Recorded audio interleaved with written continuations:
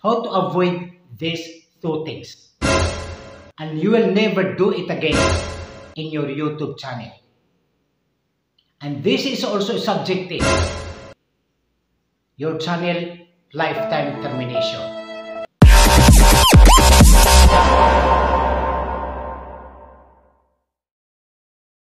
Remember guys, these two things. Number one, copyright strike. If you get 3 times copyright strike, your channel will be terminated. And hindi mo na po ito magagamit magpakailanman. So paano natin maiwasan na magkaroon tayo ng copyright strike sa ating YouTube channel? Number one, huwag po tayong mag-upload o mag-re-upload ng video na hindi natin sariling content. O ito ay kinuha lang natin sa ibang content creator or sa ibang channel. So yan po ang dahilan mga kaibigan kung bakit tayo nagkakaroon ng copyright strike sa ating YouTube channel. Dahil po ay nag-upload tayo o nagre-re-upload tayo ng video na hindi natin sariling content. Yan po ang iwasan nyo. How to avoid these two things. And this is very harmful in your YouTube channel. And you will never do it again. Pag nagkaroon po kayo ng copyright strike sa inyong YouTube channel, ito po ay 90 days duration bago mawala ang inyong copyright strike sa inyong YouTube channel. So remember guys, tandaan lang po natin, huwag na huwag tayong mag-upload ng content na hindi natin sariling gawa o hindi natin sariling content.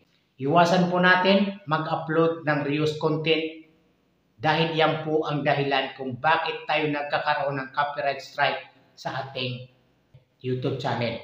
Ay 90 days duration po yan bago mawala ang ating copyright strike sa ating YouTube channel. Number 2 mga kaibigan, community guideline strike. So this is very harmful mga kaibigan. And be careful, especially your thumbnail. So yan po mga kaibigan na iwasan natin yung dalawang bagay na yan, yung copyright strike at yung community guideline strike sa ating YouTube channel. Huwag tayo mag-upload ng hindi natin sariling content o yung reused content. Number 1 ang cause ng community guidelines strike ay yung ating thumbnail. So huwag po natin mga kaibigan gawin yung dalawang bagay na yan sa ating YouTube channel at iwasan natin yung mga kaibigan. Bago kayo gumawa ng thumbnail mga kaibigan ay paki-double check ang inyong thumbnail, iyong nakasulat o iyong title ng inyong thumbnail. Bago natin i-upload mga kaibigan yung thumbnail natin sa ating ginawang content ay paki-double check po maigi ng maayos yung ating thumbnail kung ito ba ay against sa community guidelines para hindi tayo magkaroon ng community guideline strike sa ating YouTube channel. If you get community guideline strike, you won't be able to do things like upload video, post, or live streaming for 1 week. Tandaan po mga kaibigan, kung nagkaroon po tayo ng community guideline strike sa ating YouTube channel, ay mawawala po yan sa loob ng 1 week. At never ka po makapag-upload ng videos or makapag-post or makapag-live streaming sa loob ng 1 linggo. Yan po ang tandaan natin mga kaibigan. Naka-private po ito kung may premier tayo. Pangalawa, kung nagkaroon ka ulit ng community guideline strike, ay ganun din po yan. You won't be able to do things like upload videos, post, or live streaming for 2 weeks. Iwasan po natin gumawa ng thumbnail natin na against sa community guidelines para hindi po tayo magkaroon ng community guideline strike sa ating YouTube channel. Iwasan po natin yung dalawa na yan, yung copyright strike.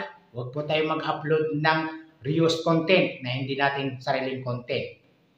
At huwag po tayong gumawa ng ating thumbnail na against sa community guidelines. Lagi pong paki-double check yung ating thumbnail na ilalagay sa video.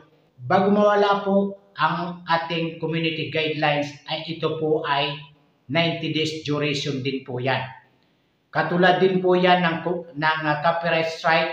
Kung nagkaroon ka nito, first time, ay 90 days duration. But tandaan mga kaibigan, if you get 3 times copyright strike, your channel will be terminated. At community guideline strike po ay 90 days duration din po yan bago po mawala ang ating community guideline strike.